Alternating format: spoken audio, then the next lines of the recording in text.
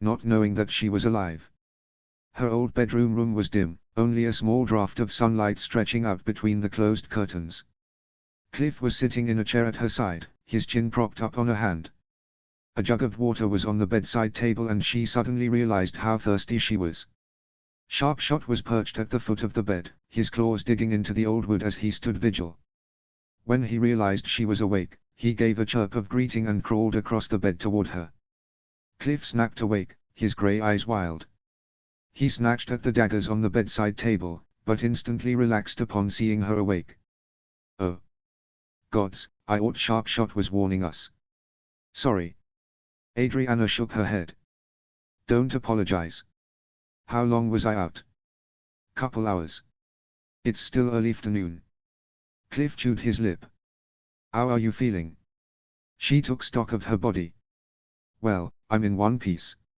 It doesn't. Adriana broke off, realizing suddenly that she was in a long white shift. Her flight suit lay on a chair across the room. Wait. Now before you start getting awkward, Cliff said quickly without a trace of his usual humor. Oh, you passed out. I did what I had to. No more, no less. Adriana nodded, banishing any uncomfortable thoughts. Still she was glad for the dimness of the room to hide her blush of embarrassment. Plus D like to think if I had a deadly splinter stuck in my left cheek, oh you'd love me enough to save my life. Adriana choked on a laugh. Shut up, Cliff. He nodded, grinning slightly. How are you feeling though? Well, let's see. Adriana sat up gingerly, surprised that it wasn't as painful as she'd expected. The fire of the wound had gone, replaced by a dull ache. It wasn't pleasant, but she carefully raised her arms over her head. The left was definitely difficult and she couldn't raise it entirely, but as long as she was careful she'd be alright. She reached out a hand and squeezed his. Thank you. Cliff shook his head. Don't worry about it. Sharpshot nuzzled her chin and she smiled, rubbing his scales. So this begs the question, now what? Well, eerie sitting ducks there without information. Cliff said. Oh, He lifted up a sack from which he pulled some cured meats, cheese and vegetables. T.S. not much but you'll need food. Oh, keep up your strength. Adriana didn't much feel like eating, but she put a piece of meat in her mouth regardless. Especially with her injury and the days to come, Cliff was right. So do you. Cliff shook his head. Not hungry. She chewed slowly, watching as his eyes strayed to the window. Cliff, what happened? Why were you in the woods? He swallowed and shook his head. I don't want to talk about it. She glanced at the deep bruises lining his throat. Your neck. I'm fine. You're not. You're Th1 with the real injury. Cliff snapped, then shook his head. Please, I really don't want to talk about it. I don't then want to think about it. Adriana let the subject drop, but she couldn't help feeling concerned. Cliff was never evasive or defensive. She easily recalled the terror in his eyes when she'd found him in the woods. Well, perhaps that was no surprise considering she'd attacked him. But it was the tears in his eyes that reminded her of darker times. Of the day Eric had lost his leg and he'd witnessed the whole thing. You don't have to tell me if you don't want to. Adriana said quietly. But just as I'd pull a deadly splinter out of your left cheek to save your life, I'd do the same for anything internal. Cliff kept his eyes averted, his leg bouncing uncontrollably. Sighing, Adriana reached for the water jug, and hissed as the stitches stretched. Cliff took the jug and filled a cup before handing it to her. As she took it she held up a carrot. Eat it. Or do I have to pretend it's a dragon like I do for Darin? Cliff gave her a withering look, but at her resolute expression, he took it with a small begrudging smile. They ate in silence for a few minutes, each lost in their own thoughts. Adriana thought of Darin and Eric, wondering how they both were. Her thoughts turned to each of her family members, wondering if they had injuries. If they were safe. What Brandine might be doing to them. They're probably being kept in the jail, she said at long last. I imagine it's heavily guarded. Your family? Yeah. Cliff nodded, pulling apart a piece of jerky. What about everyone else? Adriana thought. They have to be under house arrest. The Great Hall is gone, and it would take too much time and risk too much trouble to take them to the ships. And dragons. They are probably on the ships. Judging by some of the tools and weaponry I saw, Brandine's brought dragon hunters. Some of those ships have to be made particularly for holding dragons. Cliff sighed. Anna, what are we going to do? We can't sit here and wait for someone to FND us. There's too many of Brandine's men. All the allied tribes refighting for their LVES, if they're not taken already. There's nowhere to go and no one to help us. He was quiet in the wake of his words. We're all alone. Adriana didn't reply. Her thoughts were too clouded with possibilities and details. The temptation to find Darin and flee was greatest among them, but how could she leave Eric behind? If he knew she was alive, that's what he'd want. He wouldn't want her to stick around and risk their lives. But she couldn't do that. How could she leave her family, her home behind? Finn and Genevieve, her parents, all of her friends, Lofn and Lara. Lily and Toothless and Charger and Zap and all of them. To find Darin and try to escape meant leaving every single one of them behind. Even if they could manage to escape, she'd be living out the rest of her days in guilt and cowardice.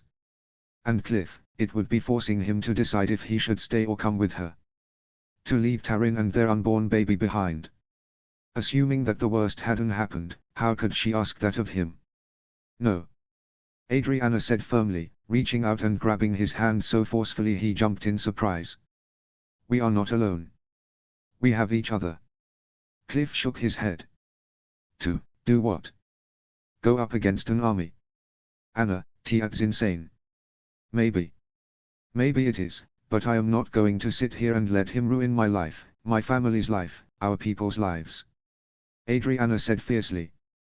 We're not done yet, Cliff. We've been knocked down, but we can and will get back up again. We know this island like the back of our hands. We've both been trained in fighting and have our own skills to put to use. Oh gods, you have an idea. Cliff said weakly, noticing the brightness in her eyes. I at it when you have ideas. Also, you do remember you're Teal King too, right? I couldn't win a toothpick sword fight with a fly. Who cares? You're creative and you're a quick thinker. That alone can be used somehow. Adriana said, thinking quickly. Plus if you remember, I am Mr. Trickster. The bane of Lee the Insincere. Cliff demanded. No, isn't time for practical jokes and pranks. No, but we can use those skills. What are you talking about? Think about it. Adriana said, excitement lining every syllable. All we have to do is sneak around and either pretend we belong there, or be invisible to the naked eye. It'll be easier to do that with certain tools or at night. And for that we need my dad's study. Your dad's study is the moon, too. No, Adriana huffed. Listen, I've got an idea. I know, Ikup Jr., but you're not making any sense at all. You're going to have to spill the beans and do it quickly. Adriana made a most unladylike sound of frustration. Clifford Smedley, listen to me. Cliff raised his hands in surrender. KK. Consider my ears inclined. Good, because I'm going to need your leather-making brain for this. Pretend you're at work with Eric and you have to be critical of every single detail of the process to make sure the end product turns out right. Cliff's confusion slipped away as he understood. Okay. Now here's my plan, and if you see flaws, remember them. Then we'll have to pick them apart to find a solution. He nodded. And as she began to speak, his grey eyes widened. It took a long while to get through it, considering there were many holes in her plan and she got sidetracked a few times, but the bones of the plan were solid. It would be difficult. It would be terrifying. But if they could pull it off. Cliff gave her a slow, mischievous smile. It's almost like everything led us up to this. Adriana nodded. I think break time is over. XXX. *** trigger warning, torture / frightening elements ***. Eric's chest hurt with the force of the tub being pressed into it, but that should have been the least of his worries. He'd lost count of the number of times Brandine's men had slammed him into it and shoved his head under the water. He'd expected some sort of wicked torture, Brandine wanted Darin. It didn't take many brain cells to figure out how far he was willing to go to find him. But Eric hadn't expected this for starters. With every ounce of strength he possessed, he tried to push off the men holding him down, but their hands were tight on his neck and shoulders as they held him under. The water sloshed down his neck and chest, soaking his clothes, but he fought to hold his breath. If the water would stop going up his nose, it might not have been so bad, but the worst part was fighting the panic. They abruptly yanked him back. Water sloshed everywhere and he coughed, still fighting to remain calm despite his body's frantic attempts to breathe. He sucked down a few gulps of air, struggling against their hands as they tried to shove him in again. Wait. Brandine's hand gripped him hard beneath the chin and tilted his face up. Where is Darin? Though he could hardly speak with his jaw being crushed, Eric glared. Brandine released him. Fine, but let's make it more interesting. And without warning, he stomped on Eric's stump. He recoiled with a shout, the pain shooting up his leg and reverberating through every inch of his body. He had only a second's recovery before his cry was cut off by the water. There was no time to get air before going under and there was no stopping the water as it flooded his mouth and nose. The panic was wild in his chest now, the pain in his leg forgotten as he tried to breathe. He needed to breathe. He was yanked back again and there was again no recovering as he choked. The water burned his nose and throat as he hacked. Brandine was there again, his hand yanking Eric's head back by the hair. Had enough yet, Larson? I've got all day. Where's Dory? Angry, Eric lashed out with his good leg and kicked him in the ankle. Brandine tripped but caught himself with a hiss. Eric had barely enough time to brace himself from the oncoming slap that rattled his teeth. It might not have been terribly painful if he wasn't soaking wet. Again. Eric tried to fight but his body was exhausted. They must know it, too. As his head went under again, he wondered how long most people could survive this sort of thing. How long would it be until his body gave out? They wouldn't let him drown. Darin's location would die with him. Suddenly he had a morbid idea. He wanted to live, he wanted to survive this, but hadn't Viggo even said the same thing earlier? Despite the water, a new sort of fear began to fill his bones, but if he had to die, he'd prefer it to be on his terms.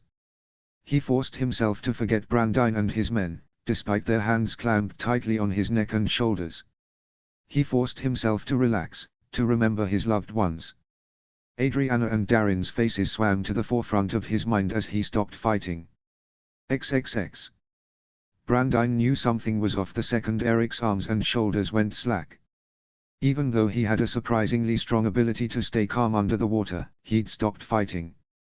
Except for the shuddering that could only mean he was hanging on, forcing himself to not go unconscious. Only Brandine didn't give the order to lift him yet. Even Eric's stubbornness had limits. But the utter slackening of Eric's body was something else altogether and a wild fear suddenly filled him. Pull him out. Brandine roared. The soldiers obeyed and blinked in shock as Eric collapsed to the floor, limp as a rag doll. He didn't so much as twitch. Sir, he. Brandine cursed. Zoe. Zoe, get in here now. He dropped to his knees and began pressing on Eric's chest. I don't think so, you stubborn fool. Come on. Footsteps thundered behind him and then Zoe was there. What? Revive him. Now. Brandine stepped back, watching in disgust as Zoe quickly went to work. Hurry up. Perhaps if you were not so aggressive with the boy, Viggo said from behind him. No, he did this on purpose. Brandine hissed, rage beginning to coat his tongue. If he'd just tell me where the boy is. But I have already told you, Brandine, Viggo said in a smooth tone. If he dies, the boy's location dies with him. He's smart. If you give him an opening to kill himself, he's going to take it. As always, Viggo's nonchalance about this entire situation was beyond infuriating. Zoe was pumping her hands hard over Eric's heart a number of times before bending to blow air in his mouth. She did this 3 times with no response. Come on. Brandine growled, beginning to pace. Wake him up. I am trying, sir. Zoe said in a shaking voice. Brandine shoved his hands through his hair in frustration. He didn't have time to tear this island apart piece by piece to find the boy. Adriana could have left him anywhere. Hell, she could have given him over to someone who escaped during the siege. His men hadn't reported anyone escaping, but Burke was more than just the village. It was a large island, and in the beginning hours of the siege, anything could have happened. A thought suddenly crossed his mind. Cliff. His men had searched the entire village and nearby woods, and had found no sign of the Smedley boy. It was a stretch to think that Cliff would escape with Darren and leave his pregnant wife behind, and yet.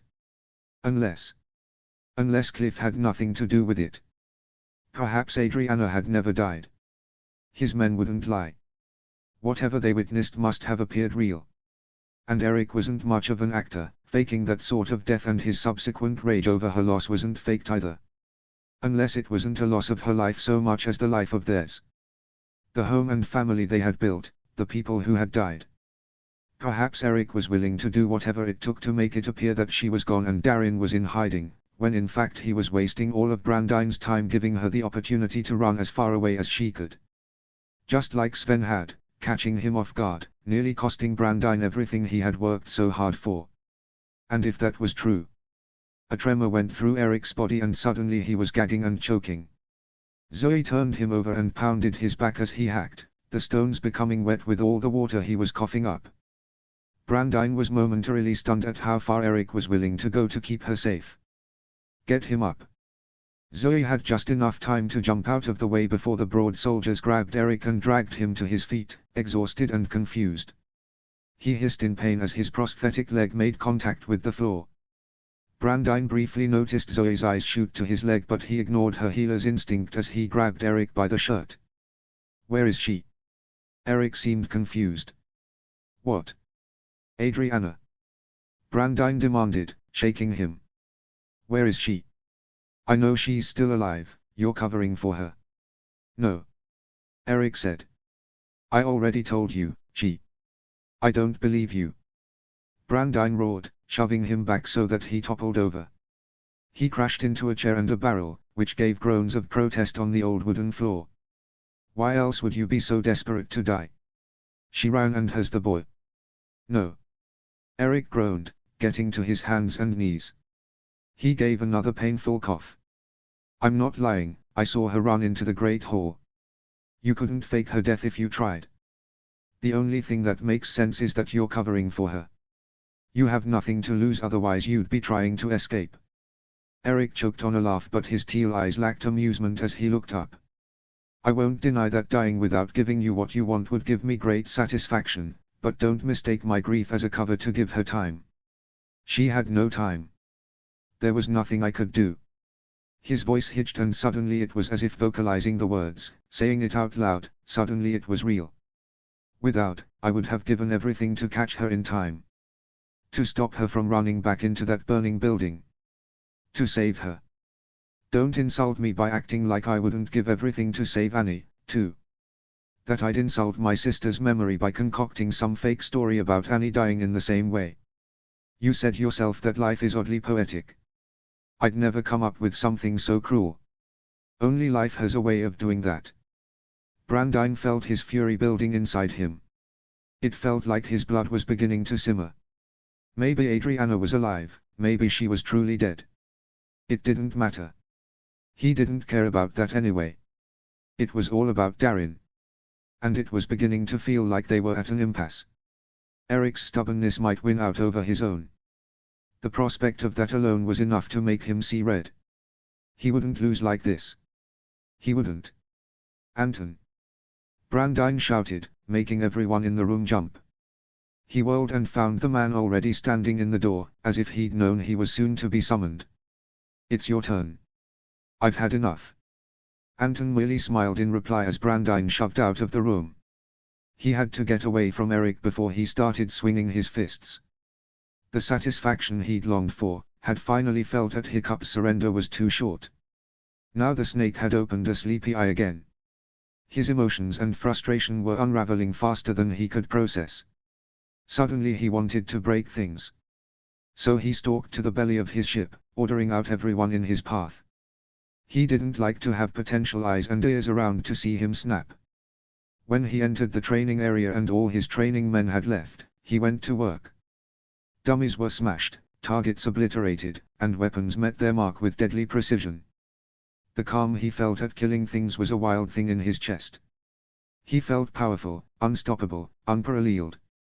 Except for the red staining the edges of his vision, nothing seemed out of the ordinary.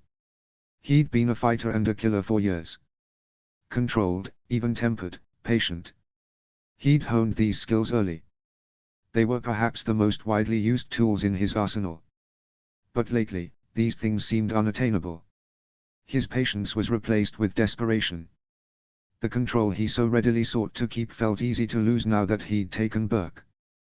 The villagers were kept under lock and key with soldiers watching their houses. All their weapons had been taken so they couldn't fight back. Hiccup and his family were captured. Viggo had the dragons. Anton had Genevieve and Eric. And it was the clang of Eric's name in his head that sent a spike of rage through his chest. Roaring, Brandine lost himself to the red that painted his vision. Suddenly the training dummies were Eric, matching every detail from his blonde hair to his prosthetic leg, and each fell in quick succession. His breath was tight in his chest, the roaring echoing in his head. Eric fell over and over again, his body mutilated and his blood covering the planks.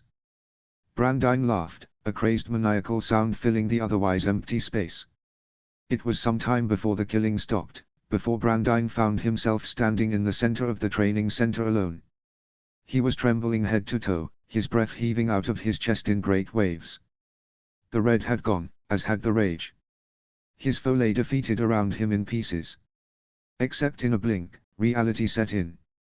The dozens of training dummies, some maimed, others decapitated, their straw innards covering the planks in piles instead of pools of blood, stared up at him with lifeless, charcoal eyes, where moments ago they had shown teal. A spike of fear struck Brandine in the chest and he took a step back. Just as quickly he came to a halt and grit his teeth, closed his eyes. Willed himself to calm down. Leash the berserker, Brandine, or we lose everything. All it does is hurt your soul more. You're a disgusting monster.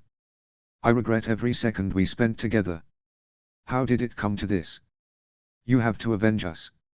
You're a monster, and I should have seen it. Stop it. Brandine hissed, gripping the sides of his head to stop the onslaught. Sometimes it was too much. And yet. Maybe they were right.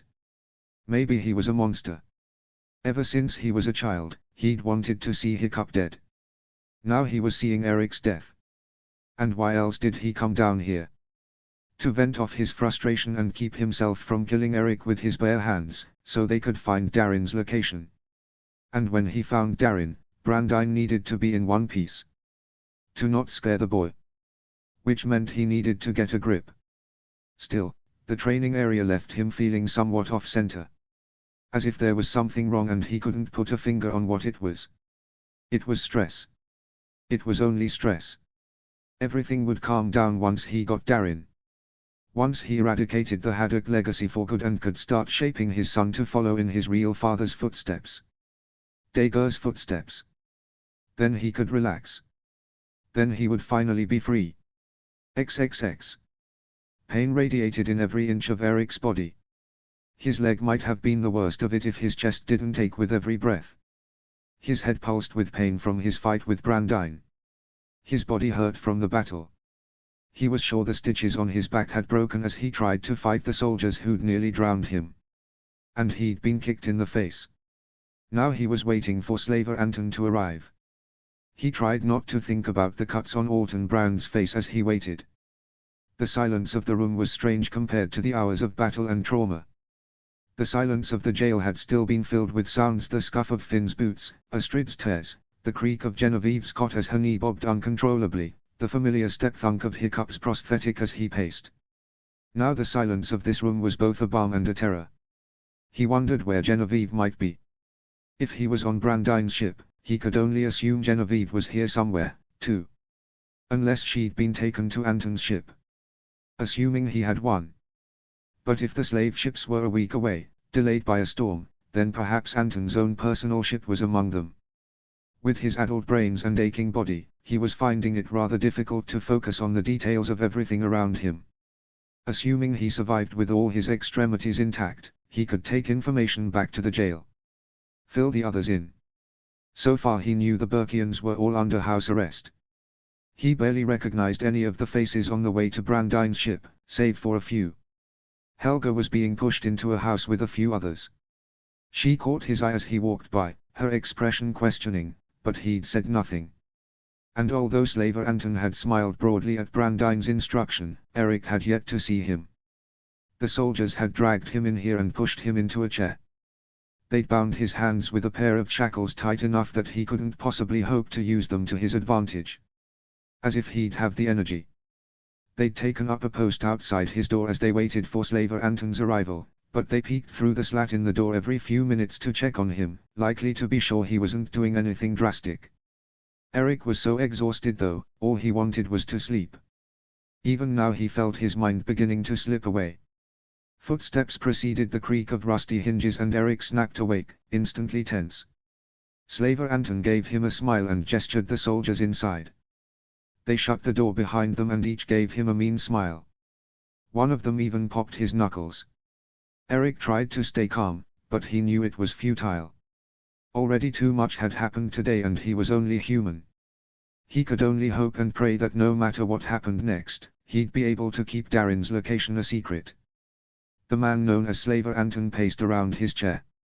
Though he kept his expression passive, he knew that Anton could very well see through him. To the various discomforts Eric had. As for his fears, there were only a few things that mattered anymore. He was on borrowed time, and the moment Brandine knew where Darren was, he'd be expendable. No need to fret, Mr. Larson. I have no interest in harming you. Eric looked up and found Slaver Anton staring down at him, an amused smile on his face. Remove his shackles. He won't need them. The guards blinked. Sir, he's a trained killer. Oh, I don't think so. Eric Larson is many things, but he is not a cold-blooded killer. His shackles, gentlemen. Eric sat in stunned silence as the guards obeyed, sharing annoyed glances between each other as if to say your funeral. Eric was in fact trained to kill. No doubt he'd killed many in the battle for Burke, a fact which pulled on his bones every time he drew breath. He tried to ignore it, and he had many more things to worry about besides, but he'd hurt people. To save his homeland, his family. They might have had families, too, wives and children depending on them. And he'd tried to kill Brandine today. He'd failed in the end, but that didn't make the actions any less real. Not to him anyway. But the fact was true, he could be ruthless if he wanted to be, but without a weapon, he'd have to do it with his bare hands, and that thought made his stomach turn. Perhaps Anton knew this about him already just based on observation. Eric wouldn't kill him in cold blood, even if it gained him his freedom. Unlike his attack on Brandine, he was not overwhelmed now by a calculating urge to do whatever necessary to save his people and ultimately his son, to avenge his wife. Now with his battered and bruised body already aching and his mind exhausted, he thought that given the chance to attack, he wouldn't make it very far. You may go. Anton said firmly, and watched as the guards left them alone. Once the door shut, Anton turned toward a table full of glass decanters and bottles. Would you care for a drink? Eric squinted. No, I don't drink. Anton laughed. Not even to dull the pain in your body. Or, perhaps worse, the pain of losing your wife. Eric clenched his jaw and said nothing. Pouring himself a glass of an amber liquid, Anton faced him with that still infuriatingly amused smile. Apologies. A clever mind like yours should have seen that coming. Low-hanging fruit was never appetizing to me. Indeed. Anton sipped his drink, his eyes scanning Eric head to toe. His eyes lingered on his prosthetic. How unfortunate it is then that Adriana has filled your head from the moment you set eyes on her. She was never low-hanging fruit. Not to me. Says the pen to the poet. Eric looked away, fighting to keep his expression blank. Perhaps even more unfortunate is the fact that she died in the same way your sister outdid. And you tried and failed to save them both. Though the room was silent save for their breath, the dark walls swam before Eric's eyes. It was cruel for the fates to torture him like this. That he'd at long last come to peace with his sister's death, found healing with his family and started a new life with Adriana, just to lose her in the same way as he'd lost out. The hole in his chest, which had once been the shape of Wout and Kurt, stretched. Adriana had taken their place. If it wasn't for Darin, he might have fallen into that hole and never emerged again. At least with Wout and Kurt he'd had time to grieve. But Annie. Then, as if a curtain was slowly being pulled aside, he realized what was happening. He'd fully expected to be tortured by slaver Anton. He'd been confused that he was allowed freedom of movement, even offered a drink. They surely weren't kindnesses. Now he realized that slaver Anton didn't see him as a physical fighter. Anton knew his past and was taking the fight to his psyche. Pushing all the buttons that he'd been told would hurt most. Because if Anton knew about Wout, then Brandine had likely told him everything. Erik exhaled. You're right. I tried and failed to save them both. He glared up at Anton. But neither was my fault. Ah. So there's no temptation to take your guilt out on yourself then? Erik clenched his fists in his lap, glaring with every ounce of hatred that he could muster. Anton chuckled. Apologies. I've been looking forward to the opportunity to pick your brain for some time. Oh, I'm sure you'd love to pick my brain. Literally. How gruesome. Alas, you can't pick people's brains and keep them alive. Erik's stomach turned as he looked away. You avoid eye contact when I hit a nerve. Did you know that? Anton took another sip of his drink. You seem very direct, very observant. You hide behind a mask that can fool all except those who know you best. But you can't hide your inner thoughts when the right nerve is struck. The eyes, after all, are the window to the soul. This makes me wonder what I said to make you look away this time. What nerve did I hit? Oh, I don't know, Erik said in a low, sarcastic voice. Maybe the concept of torturing people for fun disgusts me. For fun? Anton said in surprise. Now you make assumptions. I might enjoy the business of breaking people, but I don't do it for fun. No, I always have a reason for the things I do. I'm never wasteful. No doubt why you haven't laid a finger on me. You don't think you need to. Anton's smile widened. You don't think I could break you into tiny pieces with words alone? I see through the mask, Mr. Larson. I don't need the tools to break you. A tremor ran through Erik's body against his will. He knew very well how much words affected him. His own most of all. He had no doubts that if he had to sit in this room with no one but Anton for company for hours, he likely wouldn't leave the same person. Luckily for you, Anton said, pulling a chair forward and sitting across from him. I am on a tight schedule and I've spent what time I can on you. I don't suppose that means I'm free to go then. Your sarcasm could move mountains. No, though you interest me greatly, I wish to speak with you about someone far more interesting. Someone I'm having a rather difficult time breaking. Anton crossed an ankle over his knee and peered at Erik with rapt attention. Your brother-in-law, Fearless Finn. Despite himself, Erik smirked. My failures amuse you. I've seen that man go through hell and back multiple times. Good luck breaking him. Ah yes. The infamous Haddock Hell story.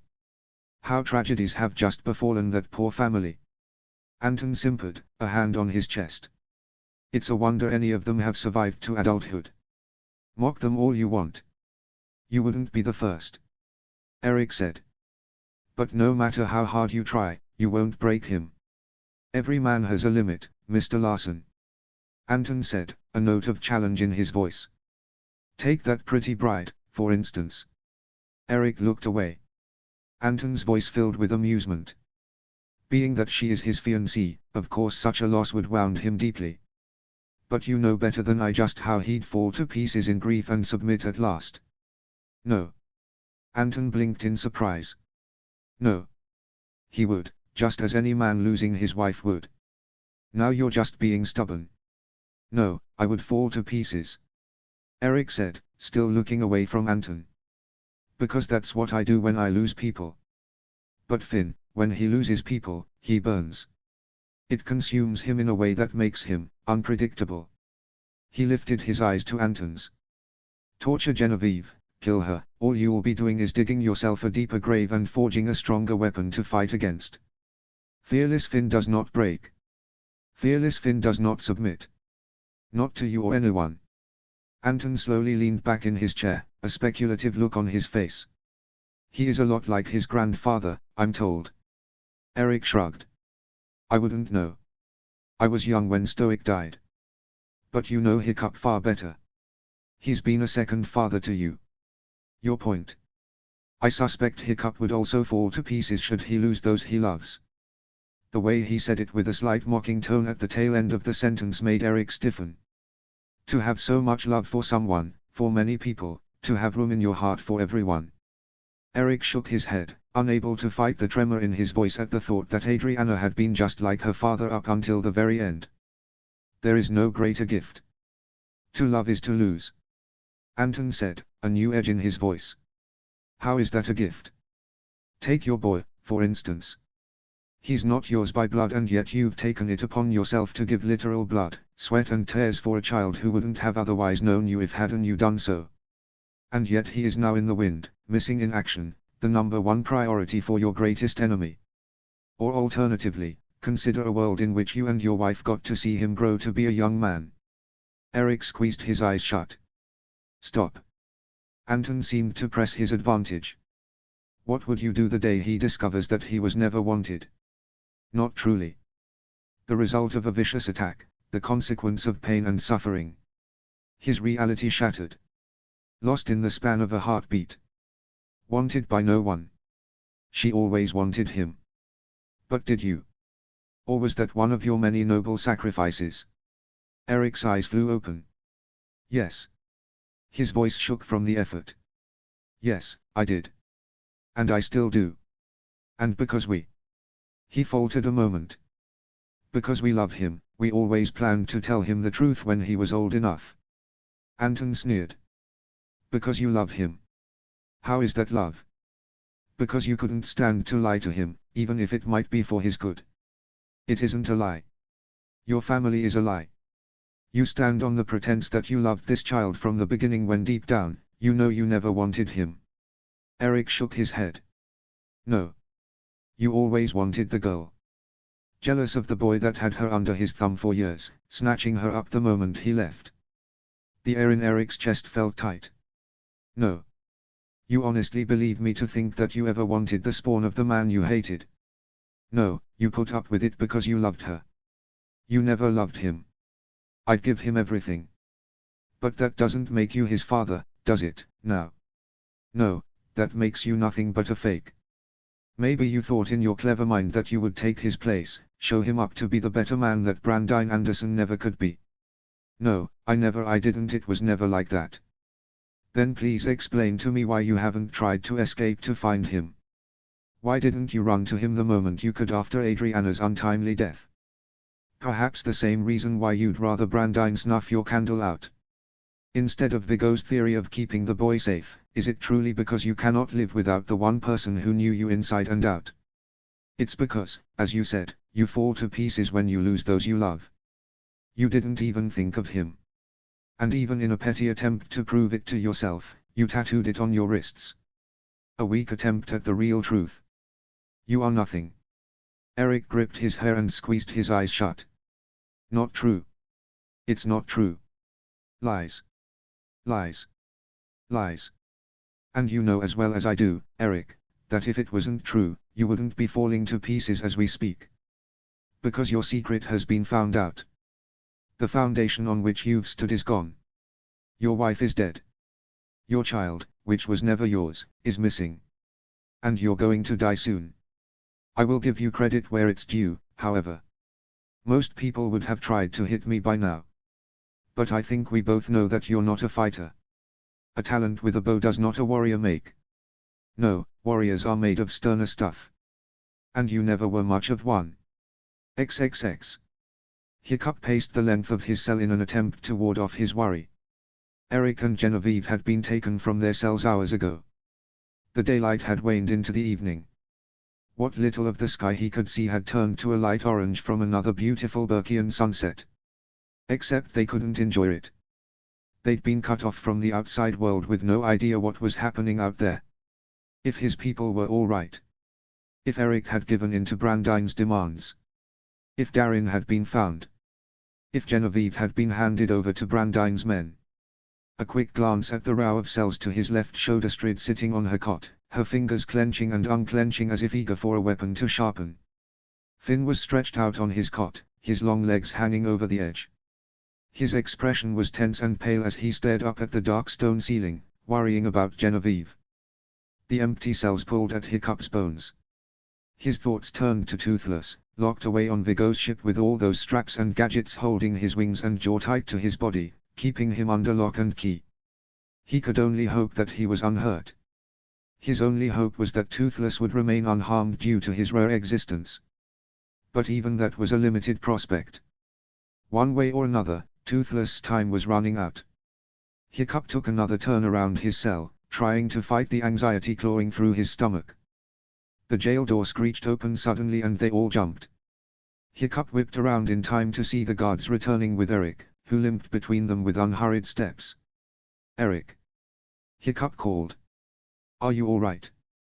Eric didn't respond, he only waited as the guards unlocked his cell, shoved him in, and locked it again. Finn sat up on his cot and seemed to take stock of Eric's appearance as the guards left, slamming the door behind them. "Are you all right?" Eric still said nothing.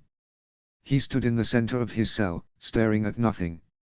Gone was the man who'd fought Brandine with a ferocious, desperate spirit and left his cell with a calm preparation. He'd been replaced by a ghost. His teal eyes were dull and far, far away. His clothes were damp and rumpled and his hair was curling in the way it did when it was freshly wet. A thrill of fear went through Hiccup's chest. Astrid reached through the cell and brushed her fingers against his arm. "Eric." Slowly he seemed to surface, meeting her eyes with a haunted look. It was as if he didn't know where he was. "Did they hurt you?" Astrid asked quietly. Even from this distance, Hiccup could see his hands trembling. "It doesn't matter," Eric whispered, hardly audible. "Darin is safe for now." "What did they do to you?" Finn asked. Eric closed his eyes and shook his head. As if voicing it was too much. "It's all right, just lie down," Astrid said gently. "Try to rest. If Darin is still safe." She didn't need to finish the sentence. If Darin was still safe, then it was only a matter of time before Brandine went on the offensive again. Or before he sent Slaver Anton after him instead. Finn seemed to think the same thing as he said, "You don't have to do this alone. If you tell us where Darin is, we can bear it with you. Before Brandine sends Slaver Ant." "Don't," Eric hissed. He closed his eyes and clenched his fists tightly, trying to fight the tremors. "Don't say his name." Hiccup was filled with a keen sense of dread. Slaver Anton had already had a turn. He watched his son-in-law's struggle with a sense of loss. Limping heavily, Eric finally sat down on his bunk and buried his face in his hands. Astrid crouched beside him. "But Finn is right. You don't have to bear this alone. We're a team, we can help you protect Darin. Use it to our advantage to protect each other." Eric said nothing. Perhaps he was too exhausted or overwhelmed to reply, or was too lost in his thoughts, trapped in the aftermath of what Brandine and Slaver Anton had done. To be interrogated by such a man. Hiccup had no doubts that his turn was fast approaching. He'd endure it though. If he could spare Eric and the other kids the mental or physical torture, he would do it. It was him they all wanted anyway. "I wish they'd take me," Hiccup whispered to Astrid so only she could hear. Astrid's look was understanding, but she shook her head. "I don't know if they will, Hiccup. They want you to suffer, and to make that happen, he wants us to suffer. Everyone here." "I know, but it's me they want," Hiccup hissed. He turned away before she could say more, knowing it was futile. Brandine's plan was working. The loss of his baby girl had been his undoing. Now Eric's torture and Genevieve's fate was beginning to fray away at his senses. The sense of desperation had lingered over his bones long enough to make him jump at every sound. He wished there was a way to fix this. But no ideas came to him. Brandine had everything planned. Unpredictability was his enemy. And the only thing Hiccup could think of that would be the most unpredictable, was to kill himself. Brandine would never see that coming. However, it wouldn't save his family. Hiccup would have died for nothing. If it would guarantee his family's safety, his village's rescue, he'd do it. But as he couldn't know the outcome, and Brandine's violent track record, it would likely get them all killed anyway. Which was exactly what he was trying to avoid. Sighing, Hiccup slumped onto his bunk. It creaked in the silence. One glance at his family and they were all gazing into the silence, all likely trying to think of some way to get out of this mess, just as he was. All except for one. Eric still sat on his bunk, his face still buried in his hands. For all intents and purposes, he looked completely fine on the outside. But just as Brandine had a violent streak, Eric had a history of depression and self-loathing. Being verbally tortured by Slaver Anton could only be reminiscent of his worst nightmares. XXX. As evening waned and darkness fell over the village of Burke, Adriana and Cliff finally dared to step outside. After hours of planning, resting, tending to each other's wounds and forcing hot tea down Cliff's throat, courtesy of Sharpshot's boiled water, they waited for the cover of darkness to put their plan into action. Slipping into the dense forest was the easy part. As they approached the village, however, it became clear just how difficult this was going to be. Soldiers walked through the streets in pairs, some laughing and jubilant in light of their victory, others stern and watchful for anyone who might be caught outdoors. Torchlight flooded the streets, minimizing the shadows that Adriana was depending on for stealth. Above all else, they needed to get to her dad's office beneath the hatchery. Her entire plan's success counted on it. There he had various things that they would need, and if they got caught. She pushed all doubts from her mind. This wasn't her first time sneaking around and trying to break into places she wasn't meant to be. Her first time was on Rune, the place she'd landed upon running away while pregnant. She'd planned to find solace on Bob Burglar Island with their tribe of women and eventually give birth there, and yet the storm that had blown her off course sent her into the clutches of Rune. A vile village full of debauchery and slavery and dragon fights. Lily had been captured and it had taken all of Adriana's bravery and wits to break in and recover her dragon. Granted, she'd been unsuccessful and her family had caught up with her. Today, however, she couldn't allow anyone to catch up with her. Cliff and Sharpshot were her only companions and to lose them was to lose a great many advantages. She wouldn't allow that to happen. While they'd instructed Sharpshot to keep to the woods and she'd whistle for him when he was needed again, it was only typical that Cliff refused to allow her to go alone. He wasn't known for his stealth, but as he kept pace behind her, she swore the gods must have suddenly blessed him with a magical cloak to keep him silent. If she hadn't known he was there, she might have thought she was alone. But their families, their people were counting on them, though they didn't know it yet. Their ultimate advantage was that Brandine and all of his cronies thought she was dead. She wouldn't sacrifice that. As for Cliff, his absence might be suspicious, but they could only hope that Brandine would be distracted enough by other things to not notice. It was the best they could hope for.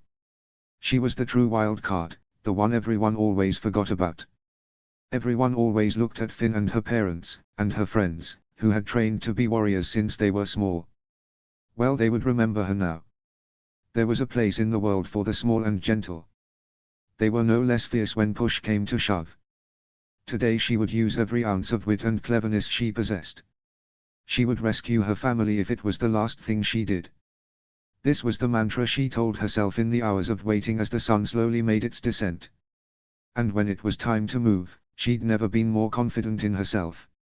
And so the black outfit she'd stolen from her mother's closet, black pants, a long-sleeved tunic that fell to her thighs, a slim black jerkin, and a cloak only helped conceal her in the darkness as she slipped from dark street to dark street, slowly cutting her way across the village.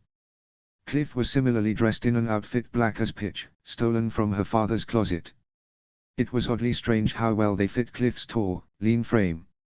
She was again surprised at how different he seemed.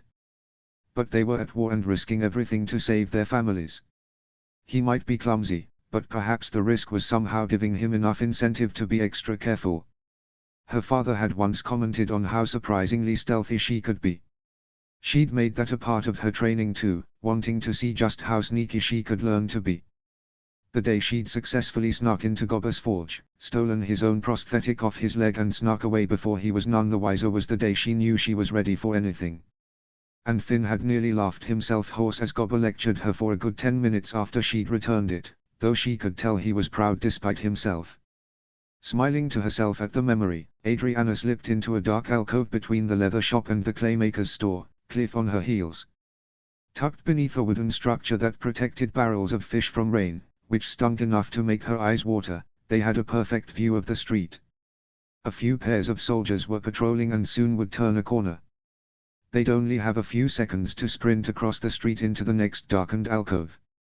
She glanced around the street a final time, checking roofs and side streets and doorways, even windows. She couldn't see anyone else around. She had no way of knowing if someone was watching in the shadows just as she was, but there was nothing for it. At one point or another, they had to start crossing main streets to get to the hatchery. Checking to ensure her blonde hair was concealed beneath her black hood, she waited until the heels of the soldiers disappeared around the corner, and then they were off. Her steps were light and soundless against the ground, Cliff's a little bit less so, and yet she held her breath as they ran. She waited for a soldier or some cloaked figure to shout for them to stop and identify themselves. But no shout came. Cliff's fingers were light between her shoulder blades as they slipped into the dark alcove with time to spare before the raucous laughter of two tipsy soldiers echoed through the street. She allowed herself to give him a slight smile, but he waved her forward. Indeed, she'd never seen him so calm and assertive. But he had a point, they couldn't stay here and risk being seen. Street by street, they slowly picked their way through the village until they found themselves eyeing the door to the hatchery. The building itself had taken heavy damage. Huge burn scars marred the outside and some of the storm doors had been nearly blasted off their hinges. Somehow they were still hanging on. She wondered if Brandine would order some of his men to remove them, lest they fall and crush anyone below. And then she remembered Brandine would never stoop so low as to worry about something that he would see as trivial. Her father's first concern would be the safety of his villagers, but Brandine, he couldn't care less. This street was wider, as it was part of the lower town. Normally bustling with villagers at the market visiting stalls and shops, it was naturally a huge section of the village. Now it was unfortunately full of dozens upon dozens of soldiers. Adriana's heart was in her throat now, as she suspected that it would be intensely difficult to sneak past so many men. And there were Burkians, too. Dozens of them were gathered in clusters around the street, huddled together on their knees with guards hovering over their shoulders. Others were being forced to work their shops without pay. Food and drink were being distributed without so much as a soldier reaching for his coin belt. It almost looked like a celebration of sorts. She thought this was odd, considering the majority of her people were under house arrest. Why would Brandine allow any of the Burkians outside, to give them the opportunity to fight back? Torchlight flickered around the market, lighting the street in a swath of golden light. She found a large wooden structure had been built in the center of the square. A platform of sorts. She wondered what that was for and felt a keen sense that she didn't want to know. Adriana was beginning to second-guess their position and her plan when Cliff nudged her in the arm. A new group of soldiers joined the street and the crowd began to jeer and laugh. Brandine was at the forefront of the group. She and Cliff pulled back further into the darkness behind the barrels. For good measure she pulled up her mask to hide her lower face. For all intents and purposes, only her eyes would be visible now and she prayed no trick of the light would give her away. And then a familiar glint of wavy blonde hair, turned amber in the golden light caught her attention. She froze in dismay as Eric was shoved to his knees beside Snotlout Jorgensen, who looked him up and down. She thought even from this distance that she detected a slight hint of worry in Snotlout's expression. Eric looked all right, but exhausted. The shadows on his face had to be bruises. But it was the shadowed look in his eyes that gave her pause. The grief he was trying to bury spoke volumes to her heart and it was all she could do to not run to him, to beg his forgiveness. But she remained firmly hidden in her hiding spot, knowing she'd do nothing good for him if she moved. Next came Finn and her parents. It was the first time she'd seen her mother since the morning of her disappearance. Adriana had to fight a wave of tears, of relief and worry. She had been right. One way or another, Astrid was strong and she had found her way back to them. Finn and her father both looked equally well, strained and exhausted due to the battles they'd fought, but they bore no visible injuries. They kept their heads high as they walked through the jeering crowd. The Burkians gathered around the village, who had apparently been specifically chosen for whatever was happening, all cried out their names. Their cries went ignored however, and each was put on their knees before the crowd. Adriana's heart began to pound. If something horrible should happen, if Brandine should put their lives in jeopardy, she wouldn't be able to just sit here and watch. Her parents, her brother, she couldn't sit by and watch them die. But what could she do? Getting herself captured would only seal her own fate and Darren's. As if reading her thoughts, Cliff slipped his fingers around her bicep to hold her in place. Stubbornly she grit her teeth and forced herself to stay, to think through her predicament. While everyone was distracted, she could be finding a way through the crowd to get to the hatchery. And here she was, wasting time. She scanned the crowd and wondered if she'd be able to push through it without being noticed, when Brandine's voice rose over the din. "Greetings, gentlemen. As is well overdue, I have all of you to thank for our victory today." Brandine's boots and leather jerkin shone atop the new platform as he faced the crowd. The few hundred soldiers packed into the street shouted or raised mugs of ale in response. "I won't keep you long, as I'm sure many of you have a great many things to tend to." A dark laugh swept through the crowd. "But I am sure the rumors of an auction have long reached your ears by now. Indeed, Slaver Anton and I came to an agreement that after much hard work, a reward is in order. Now of course there can only be one winner as there is only one prize, but the fun is for all. Cast your lots. The one who casts the most will win the prize." Adriana's mouth went dry. What did that mean? What prize? What could they possibly want to fight for?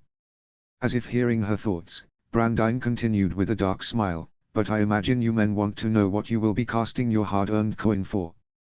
Well, fret not. You won't have to wait long. In fact, here she comes."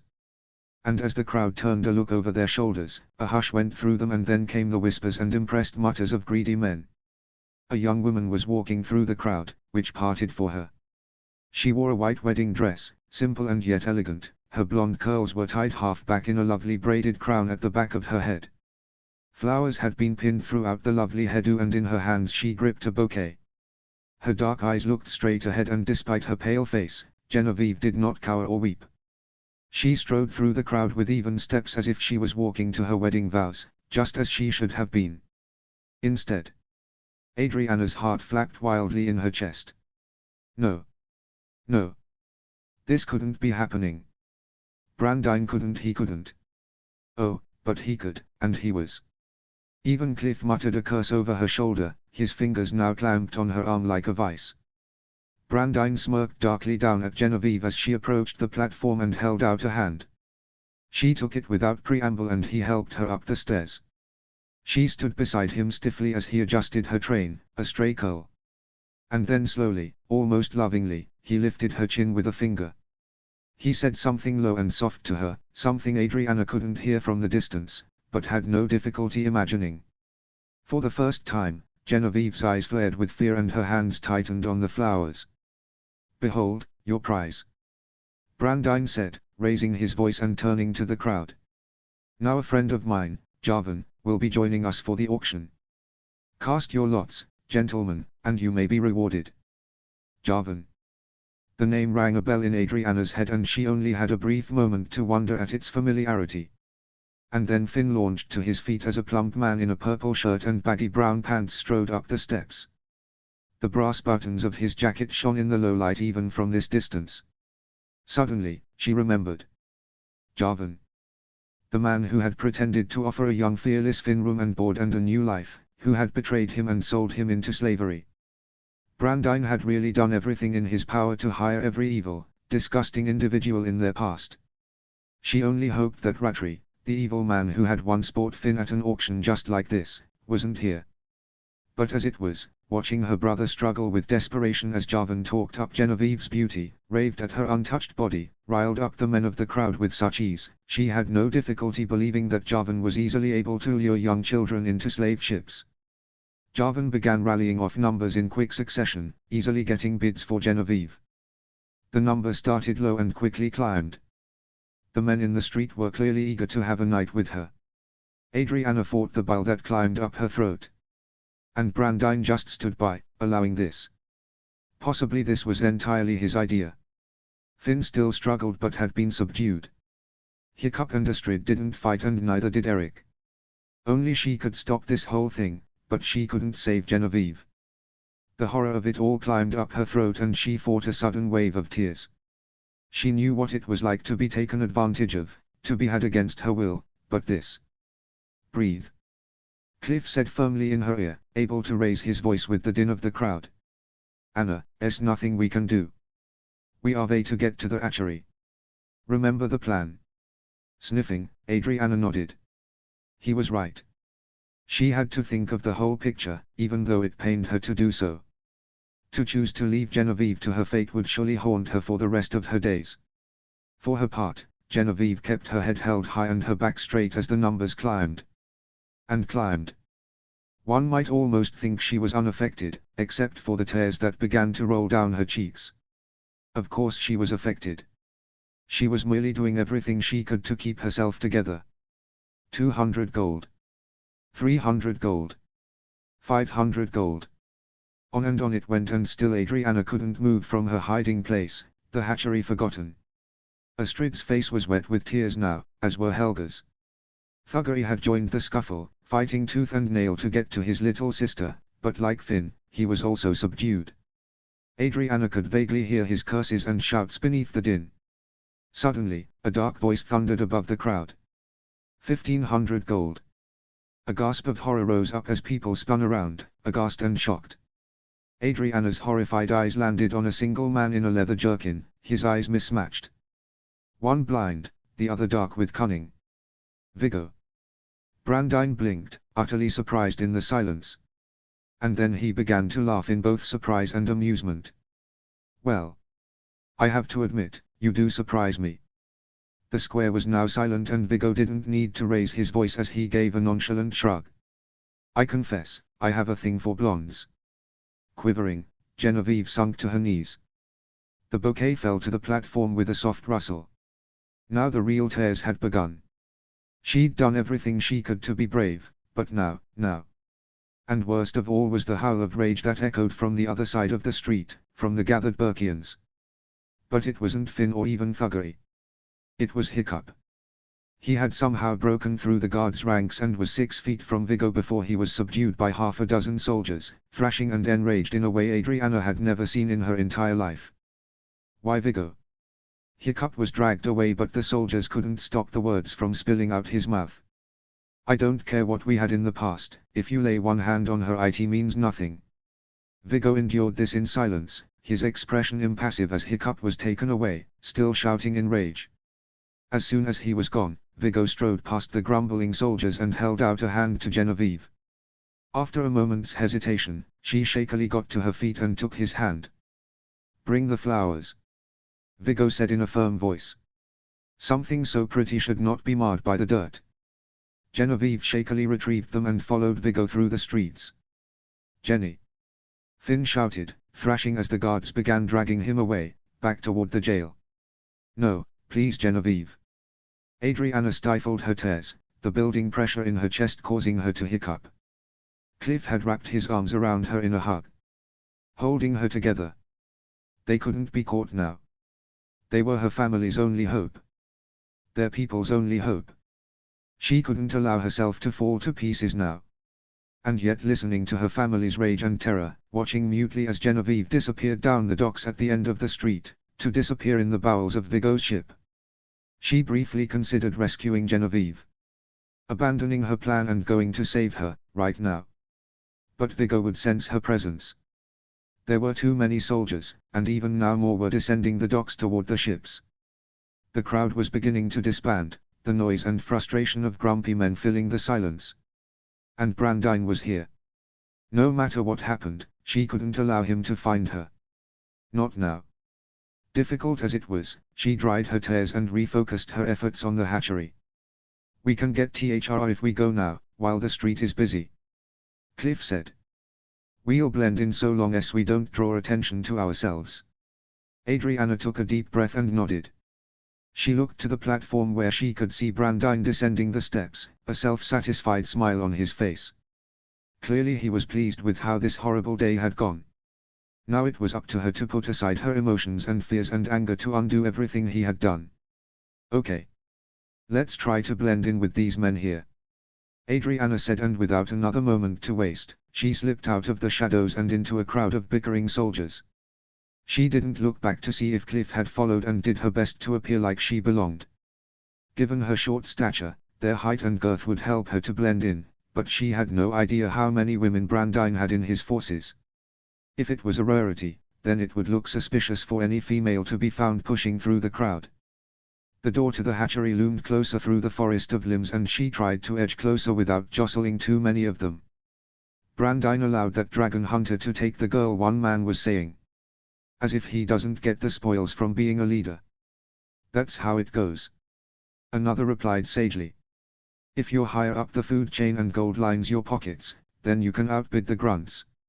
I'm just saying, if it was meant to be fun for us, it was far too short. They make their beauties different on Jut. No doubt that's what Haddock said, too. They laughed, and Adriana was glad to finally reach the hatchery door. One more word and she might have snapped. Her daggers were safely hidden at her hips beneath her cloak. It would be all too easy and all too satisfying to smack them in the back of the head with a hilt and watch them eat dirt. But that would draw attention to herself, which she was trying not to do as she climbed the stairs to the hatchery. Luckily 2 heavily armored soldiers were marching inside, and the latter held the door, sensing another person on his heels. Adriana swept inside and cut a sharp line against the stone wall, swiftly losing them in the darkness before anyone asked any questions. She pondered where Cliff might be, but pushed it from her mind. To pause here in the doorway was too risky. He'd catch up. The hatchery was teeming with life. She glanced up to see the multi-level structure looming above her, each floor and stairway lit with torches. Devoid of its normal dragon populace, it felt strangely empty and devoid of warmth, but apparently Brandine's men were using it as a sort of bunker. Only as Adriana slipped between crates, stinking barrels of fish and unfamiliar boxes of tools and gear, she realized these weren't berserkers. Particularly the coils of green chain wrapped in spools throughout the antechamber. She soon realized the men occupying the hatchery were dragon hunters. Vigo's men. Adriana gave a low scoff. Now it made sense. The dragon hunters would make themselves right at home on the Dragon Master's turf, particularly in the House of Dragons. Here they could gorge themselves on more than food and drink in the wake of their victory. They could take riding gear and steal books full of information on training dragons, flight patterns, behavior analyses, everything. Absolutely everything they would need to do their job better. The thought made her pause. She'd been banking on her father's office in the depths of the hatchery to be empty. She hadn't considered that dragon hunters would be down there, rummaging through his tools, tonics, treasure and tomes. Eric would have sensed this plot hole in an instant of hearing the plan, but there was nothing else for it. If she was going to succeed, then she needed to get in there, and nobody was going to stand in her way. So long as it wasn't Brandine himself, she didn't care. Slipping through the shadows around a massive pile of crates branded with the dragon hunter's crest, she skimmed the edges of the stone wall until it met solid oak. The door opened on silent hinges and she slipped into the stone passageway. The stone echoed as her boots hit the steps and she paused, listening for voices above and below her.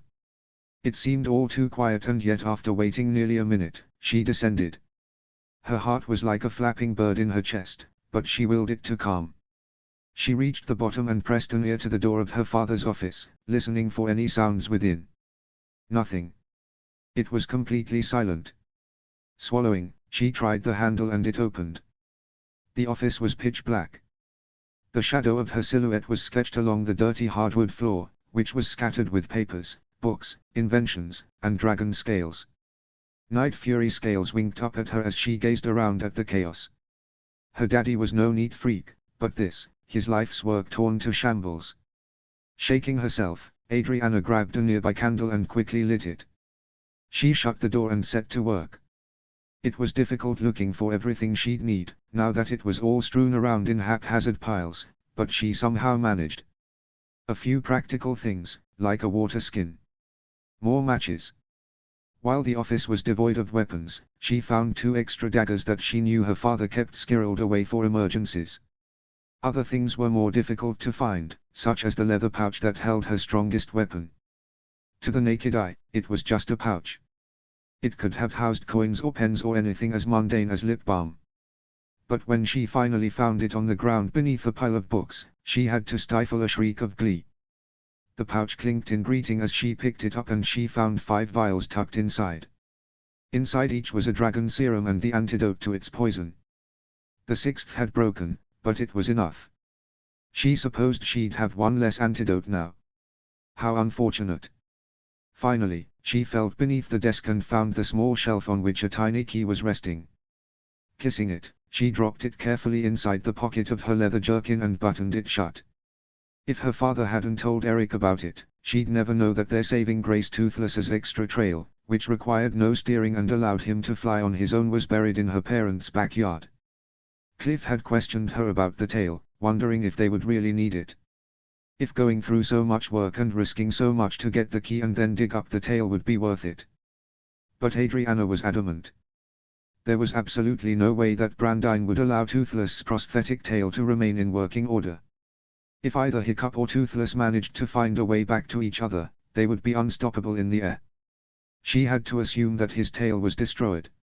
Straightening, Adriana glanced around the office one final time. She thought through her mental list to make sure she wasn't forgetting something, but came up short. Now it was time to find Cliff and... Cliff. Adriana suddenly felt a thrill of fear. How could she have been so stupid as to forget about him? He should have been a minute or 2 behind her, and yet she'd been in the office for at least 10. Where was he? She was about to snuff out the candle to leave when something sharp rested on her lower back and she froze. Hello, Adriana. Long time no see. XXX. *** trigger warning, implied violence but no explicit danger happens to the character below ***. Genevieve had never been one for hysterics. But with every step into the belly of Viggo Grimborn's ship, painted such a rich black that it could scarcely be seen in the night, she felt her nerves beginning to fray. Breathing became difficult and the bodice of the dress, her wedding dress, began to feel constricting. She wanted to run. To escape. But the further into the ship she went, the more dragon hunters she came across. She tried not to notice them as they went for fear of any lustful expressions on their faces causing her to shatter completely. There would certainly be no escaping this hellhole. She could only imagine how terrible Finn must be feeling right now. He would blame himself for this. But despite everything, she chose this. If this man, Viggo, thought he'd have his way with her without a fight, he was poorly mistaken. She'd blind him permanently if she had to. Given that he was already halfway there, that was her greatest advantage. The deckhands and dragon hunters thinned out the further they walked until they came upon a quiet section of the ship. A large door painted as black as the ocean's void at midnight stood before them, and Viggo pushed it open, pulling her in behind him without preamble. Genevieve only had a few moments to inspect his rather large office, hating how beautiful it was in such a dark place, before Viggo had led her to another door. He opened this door to a small but no less beautiful bedchamber, and it hit her. This was really happening. Her instincts to flee kicked in and she wrenched her hand out of his hold. The bouquet of flowers, the only thing tethering her to life and beautiful things, fell to the ground with a soft crash, but she paid it no mind as she sprinted for the door. She'd only just grabbed the handle when 2 strong arms banded around her waist and lifted her off the ground. No. No. Genevieve shrieked and thrashed as Viggo carried her bodily back to the room. No, please, I'll do anything please. Viggo pushed her roughly into the room and quickly slammed the door before she could run back out. The hem of her dress ripped as she stumbled away and found herself pressed against the far wall, her cheeks wet with tears, her words choked with pleas. The room was silent for what felt like an eternity as Viggo surveyed her, his expression solemn and something else she couldn't put a name to. Please. Viggo stepped forward and Genevieve flinched away. He froze and slowly held up his hands. Miss Sullivan, I have no intention in harming you. The words made no sense. What? Genevieve whispered. I paid for your safety. Anyone else would be less than accommodating. On my honor, you will be safe here and I shall not lay a hand on you. Against her will, Genevieve began to shake. Maybe it made her a gullible fool, but she heard herself whisper, "Do you promise?" Viggo nodded and she recognized the look in his eyes now.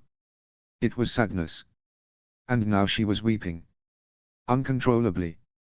Not just with relief, but to process the fear, the horror.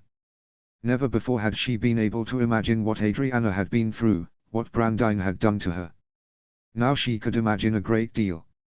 A soft knock sounded at the door and she stifled her cries, terrified that it was Brandine. But logic won out. She knew full well that Brandine would never do anything so gentle or mundane as knock. Viggo eyed her for another moment before opening the door to reveal Zoe, her expression already pinched with worry. "Master, they will ask questions. Let me handle that. For now, tend to the girl. Get whatever she needs. Perhaps a calming tea." Viggo paused, his dark eye flicking downward at Genevieve curled on the floor for only a moment. "And perhaps some new clothes." Zoe nodded as he stepped into the office and gently closed the door behind him. As soon as he was gone, the tears began again in new waves. Genevieve buried her face in her hands and tried to block it all out. The darkness in this place, from the walls to the bedspread to the wooden planks beneath her white shoes. A pair of arms wrapped around her and Genevieve began to weep in earnest, accepting the hug without question. Perhaps it was a weakness, but surely this girl had been through much in her life. Perhaps she understood what this sort of terror felt like. It was many minutes before she calmed enough to think again, to breathe. And when she straightened and saw her wedding dress, now smudged with dirt and coal from her streaming makeup that Anton had forced her to wear, she wanted to rip it from her body. It was meant to represent so much and be worn on the happiest day of her life. Now, her bouquet still lay on the floor by the door where it had fallen. Pink and yellow flowers had been crushed and petals now lay scattered on the floor. The only specks of color in this horrid place. Zoe set a hand on her shoulder. "It has been a long day, Miss Genevieve. You have been through many ordeals. You must rest now." Genevieve shook her head. "I won't sleep. Not in his bed." "I understand. But it is better than the floor, and you need your rest." "For what?" Genevieve demanded, two more tears slipping down her face. This was supposed to be the happiest time of my life, and Brandine has made a mockery of it. He's destroyed everything I love. My family is across the sea fighting for their lives. Tomorrow, who knows what will happen tomorrow?" Zoe was silent for a long moment. "I know it is not a gift for a man to be decent. That is the least that we should expect. But given the circumstances, things could be much worse at this moment. Your fearless Finn will need your strength, too. Do not despair. You are unbroken." Her words stilled the fear in Genevieve's heart for a moment. Finn wouldn't know that the worst was not happening to her. How could he? The thought caused a new wave of misery to rise up in her chest. "I will get your tea and some clothes for you," Zoe said, standing. "And perhaps some food. You won't want to eat, but you must have something. I insist." Genevieve breathed the smallest of laughs. "You sound like Inga. She is fiery. It is a good attribute in a healer." Zoe walked to the door and opened it. "Rest. I will return." As she disappeared, Genevieve felt a keen sense of emptiness.